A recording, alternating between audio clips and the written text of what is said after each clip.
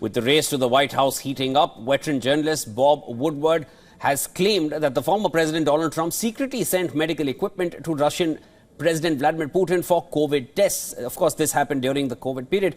Woodward makes the claim in his new book, War, which is set to release in a week's time. The book says that Putin accepted the offer, but at the same time warned Trump not to reveal the details of the supplies that could lead to a potential political backlash in the US, adversely impacting the former president.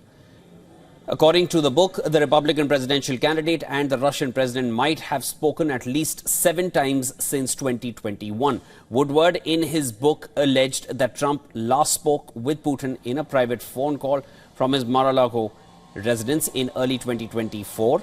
However, the book does not reveal what the conversation was about. The veteran journalist further slammed Trump in his book, calling him reckless, impulsive, and is worse than former President Richard Nixon. Notably, Bob Woodward and his colleague Carl Bernstein broke the infamous Watergate scandal that saw the end of Richard Nixon's presidency about 50 years ago. Trump's campaign spokesperson slammed Woodward's allegations as false. He also added that the book deserves to be used only as toilet paper. Meanwhile, Republican vice presidential candidate to Trump, of course, J.D. Vance, said that he didn't know that Woodward was still alive, while calling him a hack. So have I talked to Donald Trump about his calls with Vladimir Putin? No. I've never had that conversation with Donald Trump in my life. But if Donald Trump, even if it's true, look, is there something wrong with speaking to world leaders? No? Is there anything wrong with engaging in diplomacy?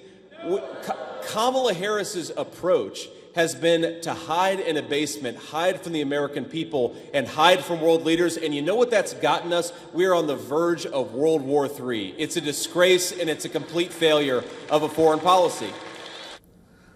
Woodward also talks about Vice President and Democratic presidential hopeful Kamala Harris in his book. He writes that Harris had warned of a significant Russian military escalation against Ukraine based on intel from US intelligence in 2021. At a Munich security conference in February 2022, Harris put Ukrainian President Vladimir Zelensky on alert while also urging him to have a succession plan in case he is captured or killed. The conference took place just days before the beginning of the Russia-Ukraine war back in 2022. In our world history. And this is an important